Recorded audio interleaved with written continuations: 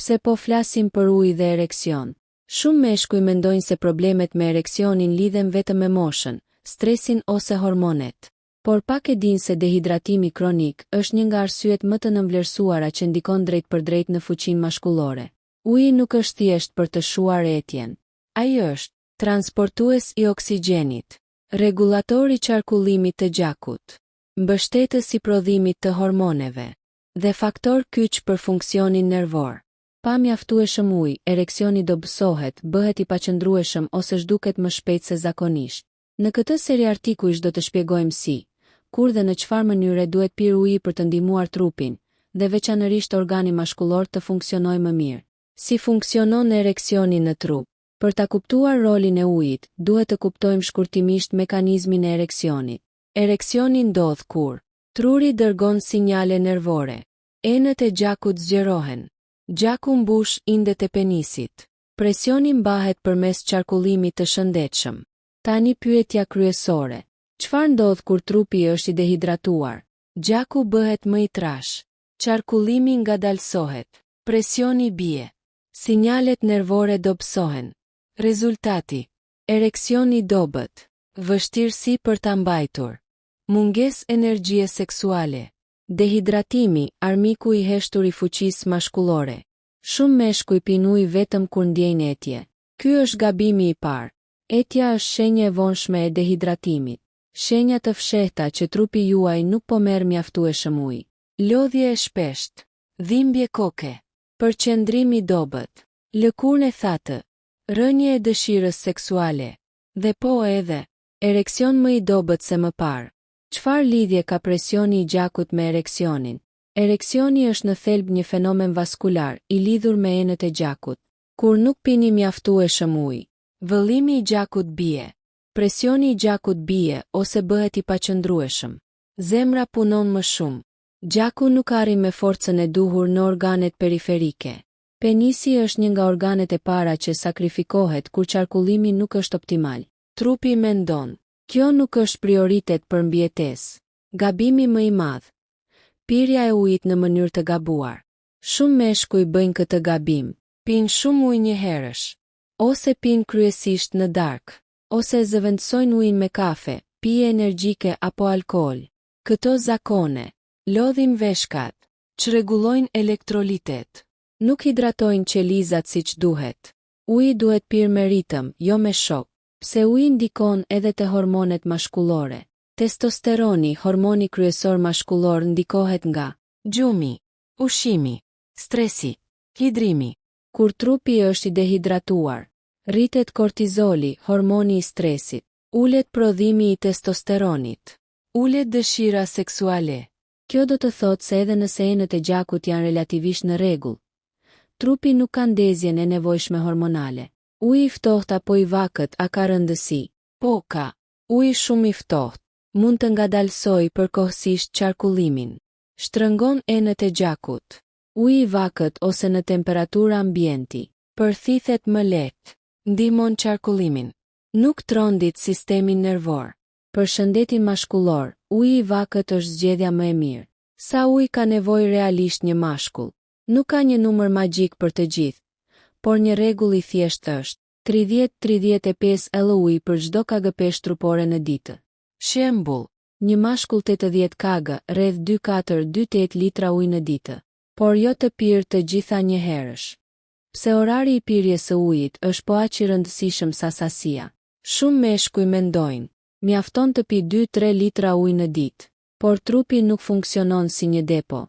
Koha dhe mënyra e pirjes janë vendimtare.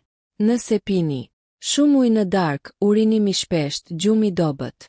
Shumë ujë një herësh, shumica nxirret jashtë. Ujë vetëm kur jeni të etur, tashmë jeni të dehidratuar.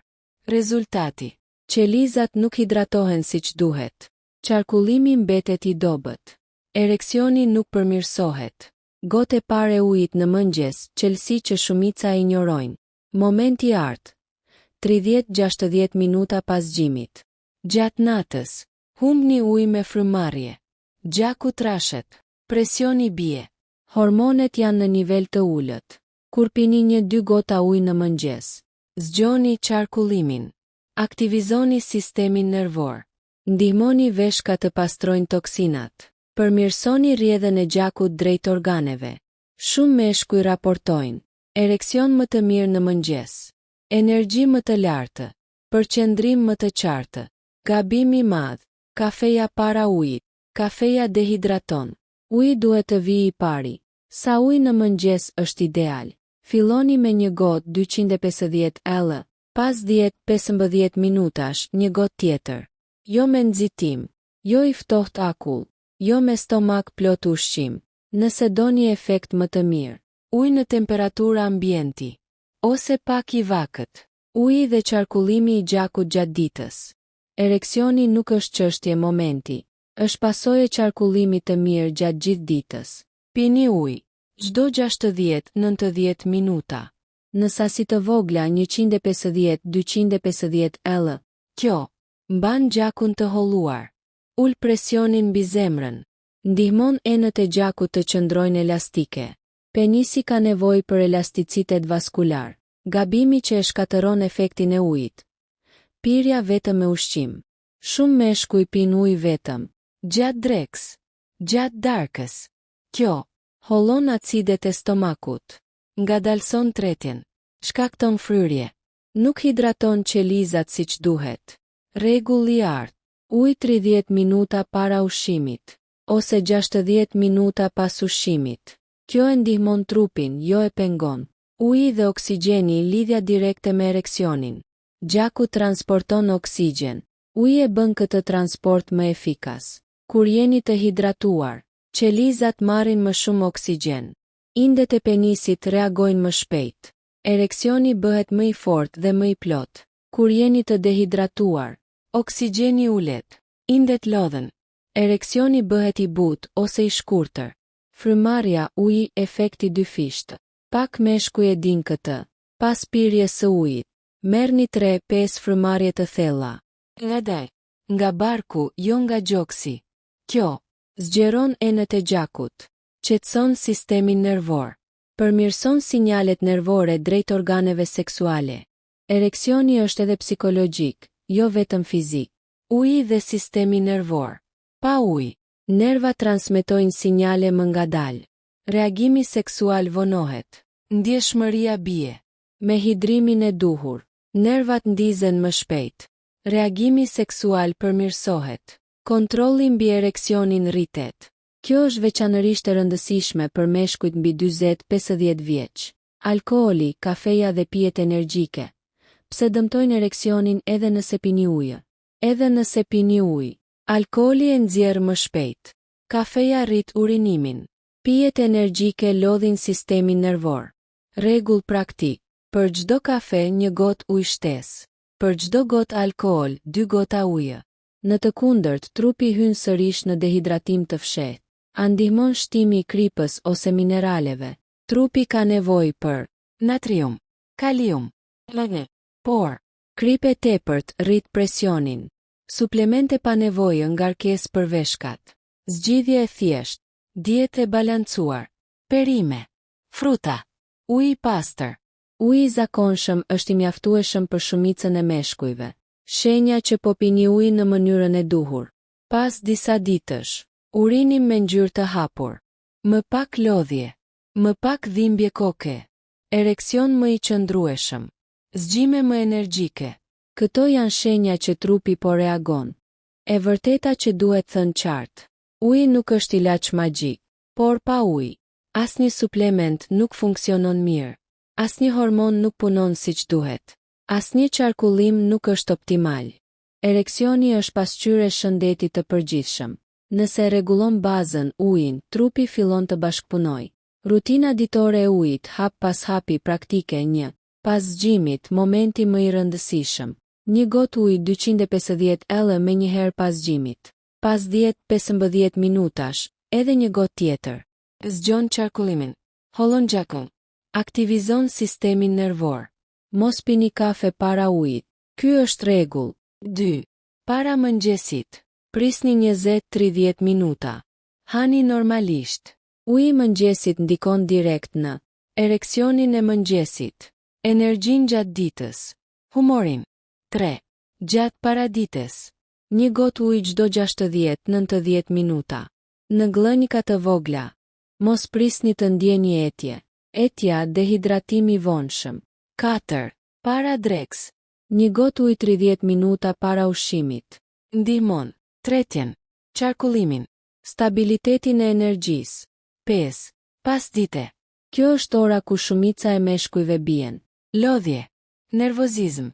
Rënje përqendrimi. Rënje dëshire seksuale. Shpesh arsyeja është mungesë uji. Zgjidhje. Një gotë ujë. 3 frymarrje të thella. 6. Para darkës.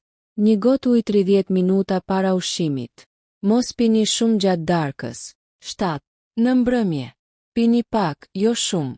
Ndaloni rreth 1-5 orë para gjumit. Kjo përmirëson gjumin. Shmang zgjimet për urinim. Ndihmon prodhimin hormonal gjatë natës. Sa ujë para marrëdhënie seksuale. Gabim i zakonshëm. Pirja e shumë ujit me njëherë para seksit. Kjo mbush fshikëzën. Përqendron. Ul rehatin. Rregull i artë. Një gotë ujë 60-90 minuta para marrëdhënies. Jo më vonë. Kjo mban qarkullimin aktiv, gjakun të holluar, energjinë stabile. Çfarë duhet shmangur absolutisht?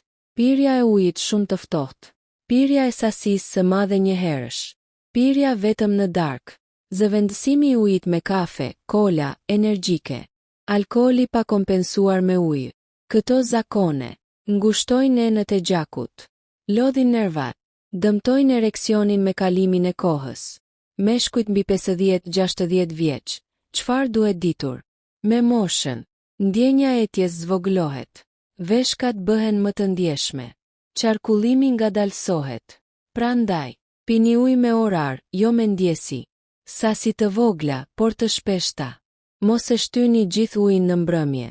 Shumë meshkuj mbi 60 raportojnë ereksion më të qëndrueshëm. Më pak lodhje. Më pak nervozizëm. Vetëm duke rregulluar ujin. Shenja që rutina po funksionon. Pas 7-14 ditësh. Urinim i rregullt, ngjyrë e hapur. Më shumë energji. Ereksion më i plot. Më pak ankth. Dëshirë seksuale më e qëndrueshme. Këto janë shenja reale, jo premtime boshe. Mesazhi i fundit shumë i rëndësishëm. Uji nuk shitet si ilaç. Nuk reklamohet. Nuk premton mrekulli. Por është baza e gjithçkaje. Nëse nuk rregullon ujin, asnjë pilul nuk do të funksionojë siç duhet. Asnjë këshill tjetër nuk ka efekt të plot. Filloni nga e thjeshta. Trupi di çfarë të bëj nëse i jep kushtet.